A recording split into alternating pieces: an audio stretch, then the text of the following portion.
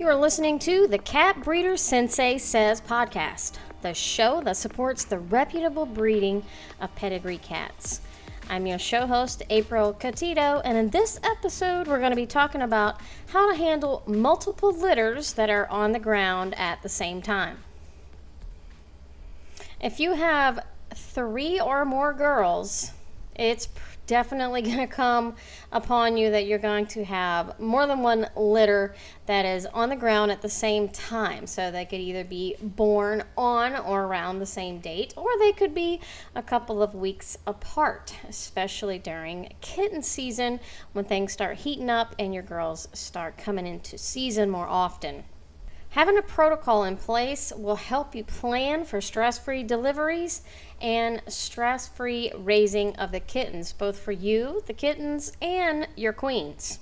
In this episode, we're going to discuss some of the different options that you have, and we'll dive into that right after this short message. Do you want to learn how to become a successful breeder of pedigree cats?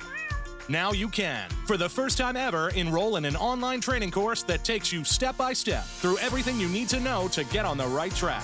Visit catbreedersensei.com to sign up today and use code podcast21 to get $25 off. Okay, we are back, and you know I'm going to give you my disclaimer. All of the information that you hear in this episode is based on my personal experience or my personal knowledge. As a pedigree cat breeder, you may certainly have a different experience than I do. So you're probably wondering why I say the disclaimer before we get into the meat of every episode, and it's really because I know how it is out there. Anytime anybody expresses an opinion of how they run their cattery, people love to judge and attack, and I don't know, it's ugly and I don't like it. So I just put a disclaimer out there that, hey, I'm just putting it out there about my personal experiences, and the best way to do things are your way. So you can take what you learned from these episodes and what other information you can gather from other experienced breeders and, come up with your own way to run your cattery. I mean, it's yours to do whatever you would like, and it's really no one's business how you do things. So that's why I put the disclaimer in every show, just for those people who want to maybe not have something so nice to say about the content that are in the show. So hopefully we are continuing with our mission to have a positive community for the pedigree cat breeders, because it is a very much needed space. So let's move on with our intended content for this show, which is handling multiple litters at one time. So I actually have a couple of personal experiences that I'm going to share with you in this show, because they've both been very, very different.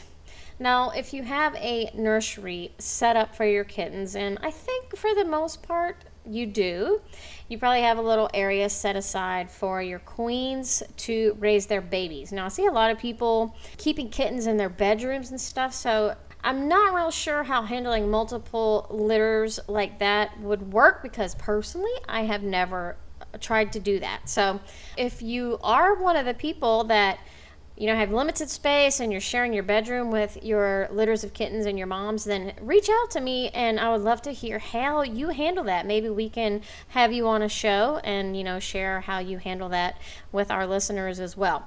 I just personally haven't had that experience, so that's not one that I will be talking about in this episode. So what we're going to be talking about in this show is really for people who have a designated nursery. Sometimes it could be a den, a basement, a bedroom, whatever is a specific area that is just for your queens and her litters, birthing room, whelping, all the way up to, they're running around playing, getting ready to go home. So that's what we're actually going to discuss. I have a bedroom that is set up for my nursery. That's all that's in there. If it's just one litter, then that's super easy, right? They have the whole room to themselves. I don't have to share the space with anybody. I don't have to worry about moms being angry with each other or kittens, sharing bacteria, etc. It's one litter is easy. And it's the easiest way, of course, to handle any litter is if you just have one. But sometimes, and even intentionally, you have multiple litters at the same time. So how are you going to manage your space? Well, I'll talk about 3 different scenarios.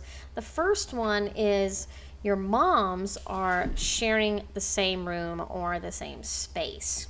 So there's pros and cons to this. And really, based on the queens, it can be hit or miss, right? They could totally love each other and be besties, or they could totally not like each other and just want to fight. So that's, one extreme or the other. In the example that I have to share with you, I had a pair of queens that were besties, and I knew that they got along. They were always together, always snuggling, and never any incidences. So they actually co-parented their litters in the same space. They shared the same space. They nursed each other's kittens. They were born exactly 1 week apart, so they were very close in age. And it was really very beautiful to watch these 2 queens who were very accepting of each other and willing to share their kittens with one another.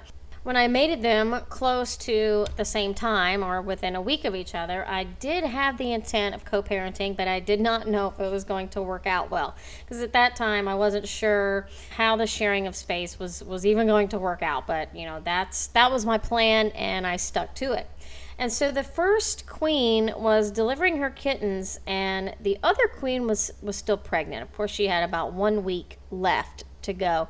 And the queen that was delivering her babies was in her birthing box, and her friend, her bestie, was right there with her. She was in the box with her. She was licking her head and cleaning her, and she just would not, it was hard to even get her out of there. She was like, no, this is my bestie, and I'm gonna stay I'm here for the stay. As gross as it sounds, she even ate the placenta that the mom delivered. So they were all about it. They were tight like that, and they did share their kittens, and it was great. There were no baby stealers. They didn't steal each other's babies. One had her birthing box, the other had hers, and they visited each other, and they would lay with each other's kittens, and it worked out very well. When that's not going to work out, when you're co-parenting or sharing space, is if those 2 females don't get along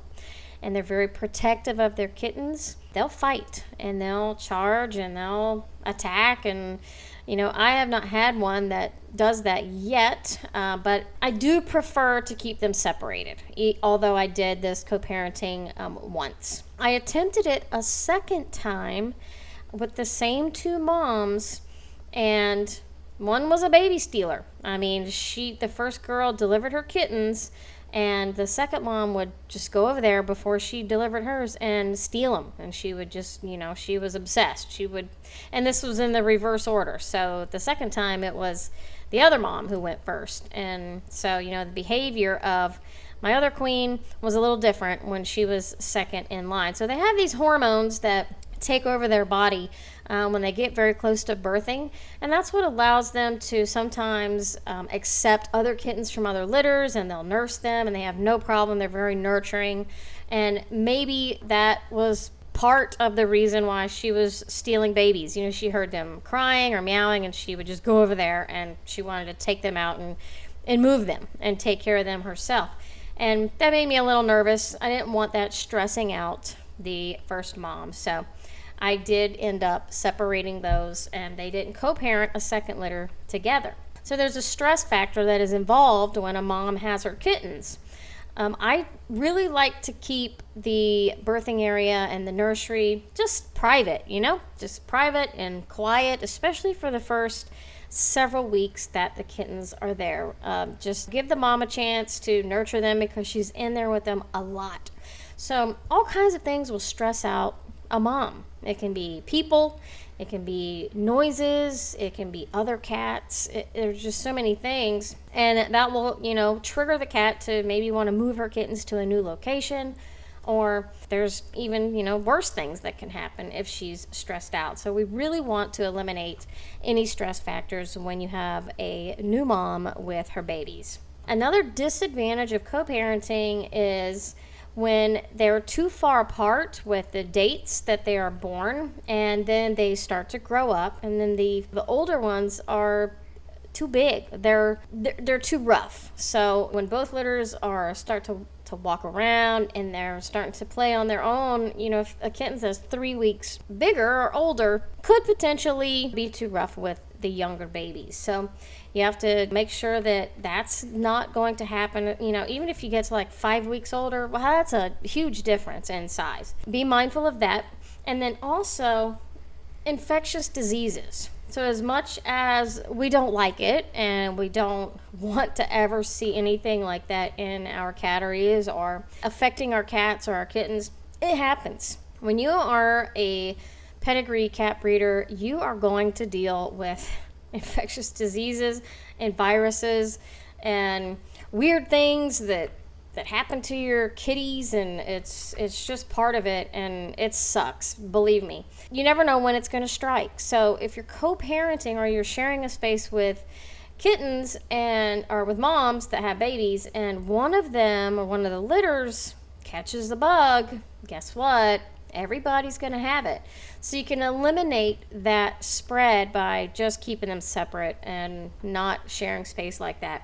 So their immune systems are very vulnerable when they're young, up until the point that they've had their full set of vaccines. It's just too risky to be around other cats and other kittens, in my opinion, to eliminate the spread of anything like viruses or diarrhea, parasites, anything that you may be faced with that comes up. So the second option is to take your one room and separate it with a divider or a wall, and that's where I'm at right now. So I have a 10 by 12 bedroom, and I've literally cut it in half, and there's 2 nurseries inside one bedroom. Both sides are equipped with everything that the moms need, everything that the kittens need. They have birthing tents. They have their litter boxes, they have their cat toys and their trees, and everything is just set up for an entire litter of kittens. So they have about 60 square feet each to birth and raise their kittens, and that's plenty of room.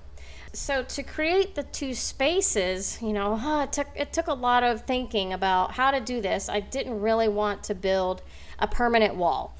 I mean, this is still my home. It's where I live. I don't want to put a lot of holes in the walls. I'm weird like that. So my husband and I came up with a plan to kind of put up a temporary / semi-permanent wall, and it works amazing.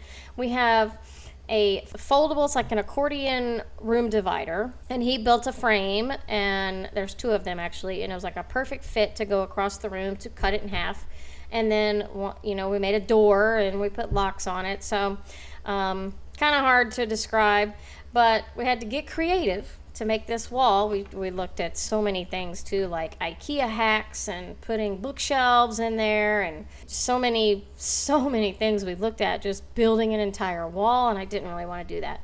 So we did come up with this simple solution, and so far it's working. Amazing. I love it. Everybody is stress-free. They are very happy in their space. So I like the fact that I can take my one room, and I've created 2 different nurseries, and that is way easier for me to manage 2 litters at a time.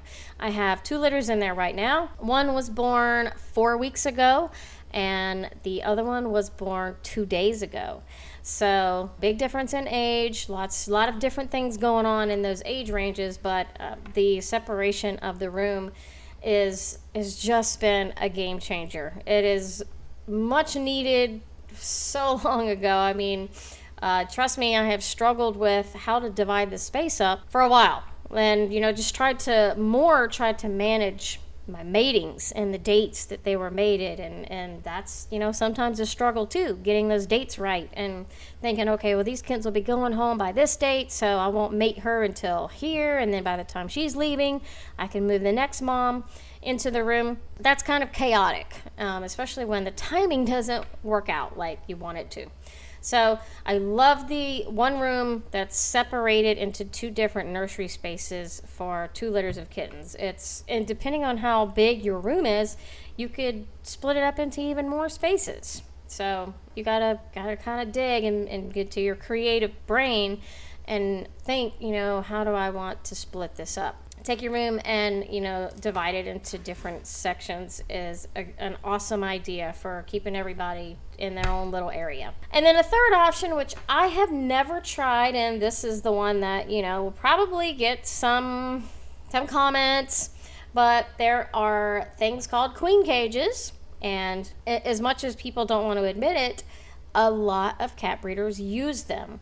So they're caged areas, and they're stacked on top of each other, and they're about 4 foot to 5 foot wide. I think they're 24 inches deep and maybe 27 to 30 inches high. And they're called queen cages. They have little birthing boxes. They have litter box trays. They're easy to clean and disinfect, and it keeps the kittens and the mom contained for as long as you need them to. So a lot of the cageless breeders are totally against that. They do not want to cage their kittens or their moms. And I don't particularly like the queen cages either. But again, I've not tried them. So I could be missing out on like the solution that I needed a long time ago. Because no matter what anyone says, the kittens need to be contained into a space. And it's just a fact. They start out in a birthing box or a tent, and they're contained in this little space, and everything is fine because they're super tiny and they're just, kind of crawling around. And then they start hobbling around, they start walking around a little bit, and they don't really have any desire to leave their birthing area until they're about 3 weeks old. And then they want to get out and they want to start leaving the nest and exploring the world. And for me, that's still too young. I want them to stay in a safe area until they are litter trained. So they'll get out and they'll pee on everything in their path, and they will poop anywhere, even in their food bowls. They'll do that if you have them in a playpen too. So they need to be contained. So, there's different options for this. We talked about this in another episode about setting up your nursery. You can have playpens, you can have tents, whatever you want to call it. They're all little containment areas. And then once they're old enough and they're potty trained, which is usually around, fully litter trained, 6 weeks old for some, 7 weeks old, 8 weeks old. At that age, yes, they can have free roam of the space. They can have free roam of your house if you choose that. They're old enough to be independent and be given more freedom to not be contained into a space. The queen cages do that. And when I first started, I went to a breeder's house and I wanted to see her setup. And I didn't know what to expect. I had no expectations. I was not familiar with anything, or any way. I may have even been kind of in the herd mindset of no cages. Oh my God, you cage your cats. Oh God, Well, I went into her home. It was very nice. Her females were free roaming in the home, and she showed me her kitten room. And she had wall-to-wall queen cages, and she had 2 litters on the ground at that particular time. One was about 4 weeks old, so they were not litter trained. They were just old enough to get up and really run around and play and wrestle with each other. And they were in the top queen cage. And then there was a second litter that was 7 weeks old, and they lived in the room. So they lived in this nursery, and they were raised in the queen cage, but now they were old enough to come out. So they were not in the cage. They were on the ground. They were running all around, all over my feet, etc. So at first, I admit, I was like, oh, you keep them in a cage? Oh, well, I was being kind of judgy. But then, once you actually start having litters of kittens and you see the need to contain them in something, those don't sound like such a bad idea. They're expensive. I think they're, the least expensive one that I can find is about $1,400. I think the website is mycatcages.com, and they have all kinds of different ones, but their queen cages specifically is what I'm talking about. It's actually for birthing and raising kittens to a certain age. I'm gonna say don't knock it till you try it. Anytime you hear about breeders who cage kittens, it's always this really bad, ugly stigma and you see this picture in your head like they're just in the worst conditions and they're all crammed in there like, I don't know, chickens and chicken coops that are on chicken farms. That's kind of what at least for me, that's kind of what I feel like when I hear that. But that's not always the case, right? So when I visited this breeder and I got a picture of what these cages actually, they serve a purpose, then I had a different feeling about them. And I have considered getting these more times than not. Like every time I have multiple litters, I'm like, oh my gosh, I need queen cages. But I still am, working on a different method. So I use, either a birthing tent or a kennel for the birthing area, and they stay there until they're about 4 weeks old, and then we litter train them, and then they come out and they have free roam of their space. So that's my way. That's the best way for me. But I'm always open to hear a better solution. And really, my goal is to keep the kittens safe. And that means safe from their environment. That means safe from viruses. It means safe from whatever safe means. It just means keep these babies safe until I feel like they're old enough to kind of look out for themselves, I guess. I mean, they still get into so much mischief. I had one case where he's free in the room, a kitten about 9 weeks old, and he was playing with the door jamb for whatever reason, because they do that, and he was pawing at it, and he got his claw stuck in the door jamb. And luckily, I heard him meowing, and I'm like, oh, that doesn't sound right. So I went in there. Of course, he couldn't get his claw out. It wasn't a major catastrophe. I just pulled it out for him because he, I guess, didn't know to retract or to lift up on it. But it's little things like that you really don't think about until you see it happen. Then you're like, man, I can't have anything around these babies because they get into everything. So containing your kittens, it really is protecting them. I talked about clearly loved pets. They're beautiful, clear plexiglass kennels are their playpens. And then people use kennels, like dog kennels, that have blankets and stuff in it. There's the tents, the pop-up pet tents. There's all kind of things that you can use to keep your baby safe. But we're really talking about handling the multiple litters. So the queen cages, back to that. Some of them have as many as 6 different areas for litters of kittens. So that's if you have a whole lot of cats and you need a whole lot of space for babies. So they have options, 2 cages on top of each other. Some of them are stacked 3 high, but maybe you can check it out. If you like it, that's great. If you don't, that's great too. The best way to do things, my friend, is your way. And as long as you're looking out for the best interests of your cats, your queens, and those babies until they make it into their new homes and are safe and sound, then your way is the best way.